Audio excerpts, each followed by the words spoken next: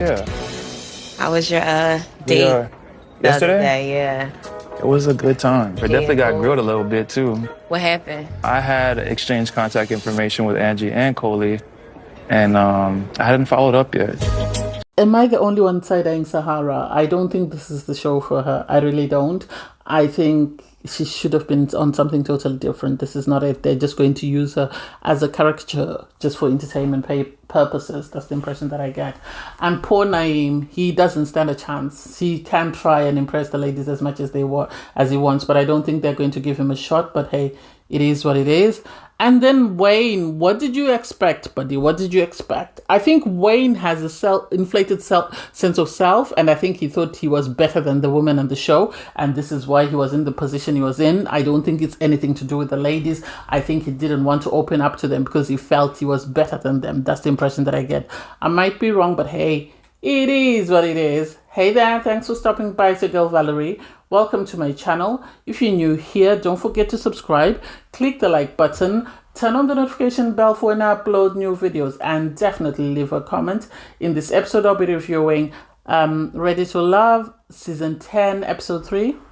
I'm just going to say it. I think Sahara needs new friends. I think she needs new friends. I think she needs friends who have her best interest at heart, friends that will sort of maybe have conversations with her in regards who she needs to sort of, well, how she needs to carry herself or how she needs to dress, because the way she's dressing is not it. Day one was terrible. Day two wasn't it. And today she said, hold my beer, because she came with these two, ponytails with, the tie-dye dress. That wasn't it. I don't know whether she just doesn't have the wardrobe or whether someone is telling her this is what you would need to wear, or whether it's just the producer setting the guys up for the drama. Anyway, you have Tommy come up.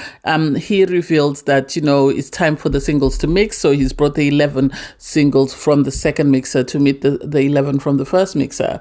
You have everyone looking up because everybody wants to see who's the new person in the room. And he reveals that the next person to be dumped is going to be a guy. So he's going to meet up with the girls later, and then the girls will decide who is not ready to love. And so heads start turning because everybody is now panicking, especially amongst the guys. And then the guys notice that Will has gone. They conduct a toast for him later on in the episode. But then you have them sort of branch out into conversations. And you just had snippets of conversations. The ones that stood out for me were Cisco and Diona. They seemed very comfortable around one another. I can actually see them being a couple. I can actually see them sort of making it work because they really seem to sort of be more aligned than the other guys in the group. So I don't know whether that will work out. You had Tia sort of approach Naseem. He was having a conversation with somebody else. And so she's sort of asking him about himself. And he reveals that he's got 5 children.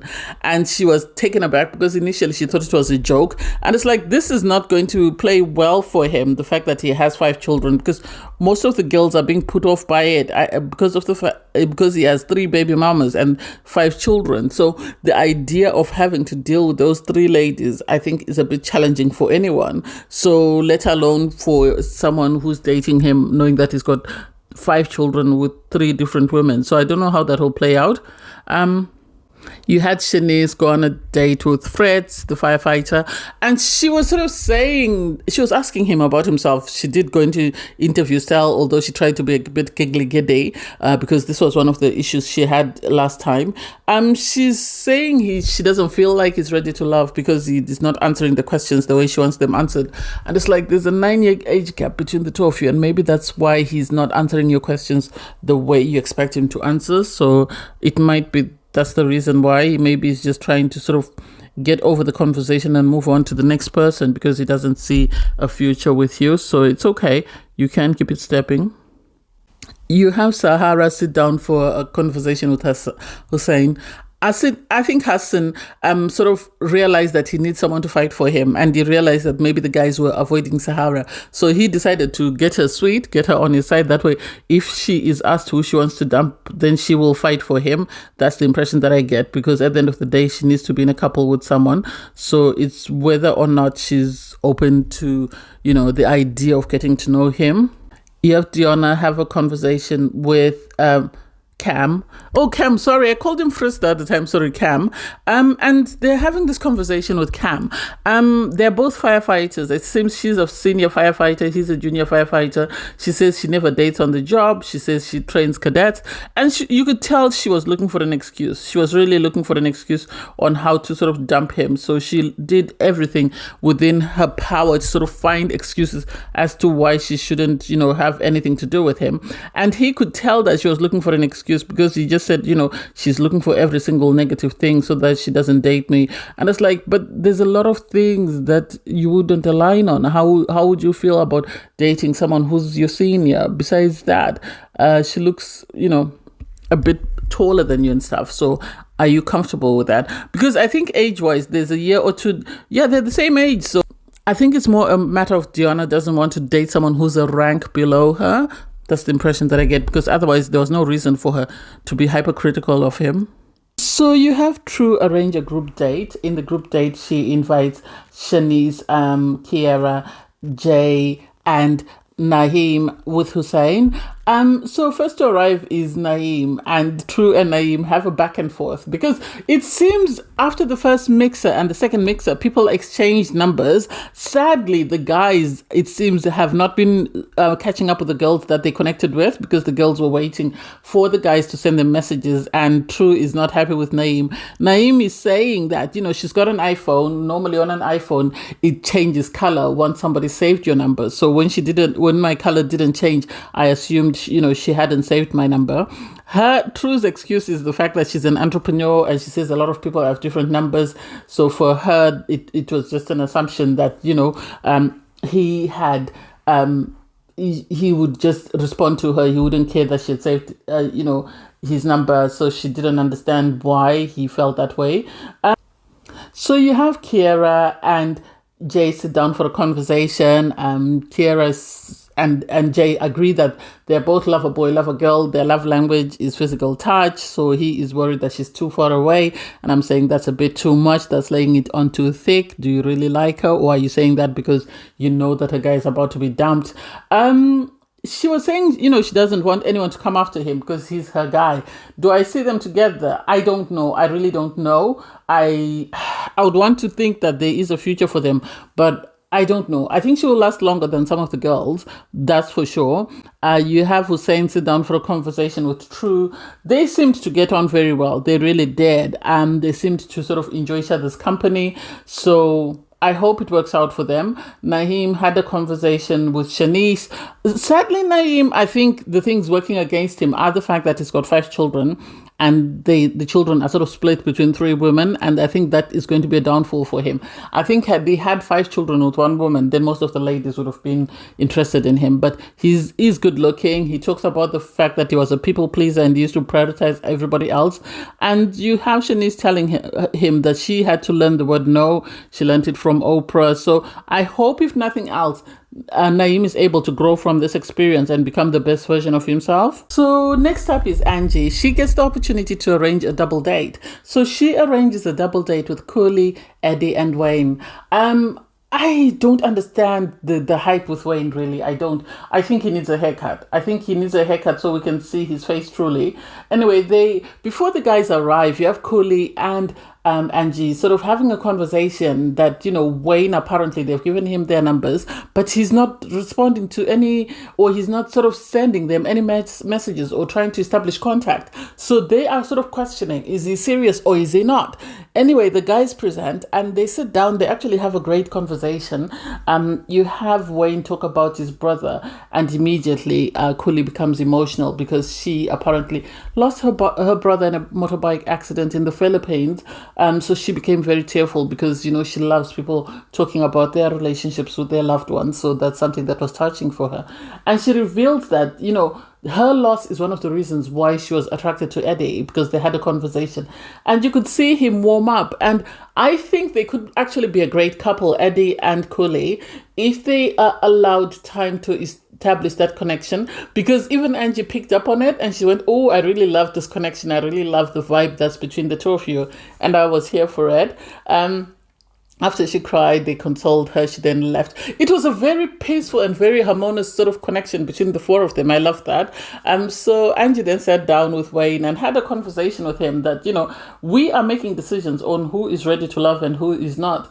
If you are not establishing contact with me, that means you're not ready to love, and I will have to make decisions accordingly, which is the truth. Because he was saying, I don't want her to push me. She's already told me 2 times. I don't need her to keep telling me. And it's like, well, you're in a process that's fast paced. And because it's fast paced, you need to make moves so that people are able to fight for you and say, I really like this person. I see something growing. But if you're not making that effort, then people are going to be put off. And then you're going to be surprised when you're told you're not ready to love because you are not making the effort. You need to put your pride aside. You're not project managing this. You are trying to establish a connection, establish it.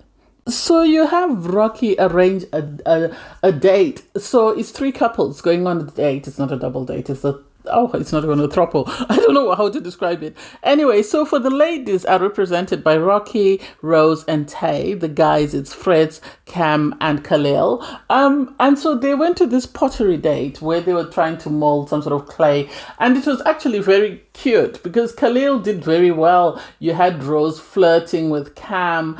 And that was really cute to see given how he was treated by Diana. So that was cute. You had Khalil pull Tay for a chat. Their conversation was actually cute. And Tay is the very popular girl because she was even popular on Mixer 1. So they're having this back and forth. They really are enjoying themselves. They're really flirting up a storm. And I'm sort of side-eyeing, Khalil, that is he flirting with her because last time he got in trouble because he spent all his time with Rocky, or is he really serious about Tay? Because I think when guys go for Tay, it's more or less them sort of trying to outshine each other. That's the impression that I get because it seems everybody wants a piece of Tay, and so I'm questioning whether their intentions are pure. They seemed to really enjoy each other's company, which I liked. Fritz had a conversation with Rocky. That was very cute as well because Rocky got in trouble for spending all her time with Khalil. So this was nice to see her with somebody else. She said she's a mama's girl. He said he's a mama's boy. He was raised by his mom. And I really liked how comfortable and how easy that conversation was. It was just a getting to know you conversation. It wasn't flirty. And then sadly, we had Cam pull Tay for a chat. That was a huge mistake, in my opinion. Because this is the second time actually, because the first one was Diana. This is the second time a girl has not been interested in him, and I'm questioning whether he's going to be vulnerable because of the way they are towards him.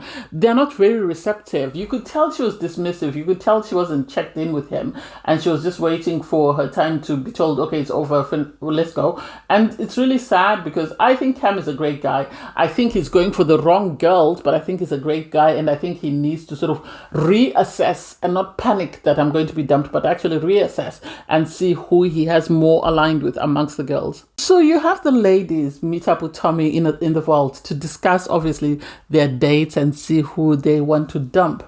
And it's going to be Orcs galore. It's going to be Orcs because the girls obviously have different people that they like, and so because they have different likes, everyone is going to be fighting for their person. You have the girls compliment Eddie, they compliment Fritz, and also Hussein. And then in the bottom, sadly, some are questioning Eddie, whether he's really ready to love. Wayne, apparently, he wants a girlfriend. He's not ready to get married or to settle down with someone, according to the ladies.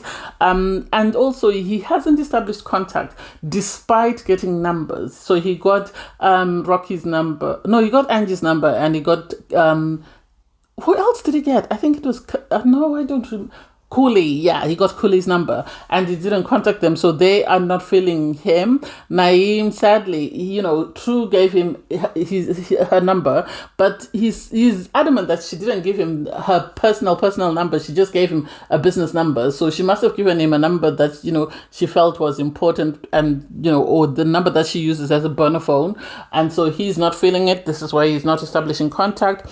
Francisco, apparently you had some girls say he didn't seem interested. This didn't settle well with Diona because Diona really likes Francisco.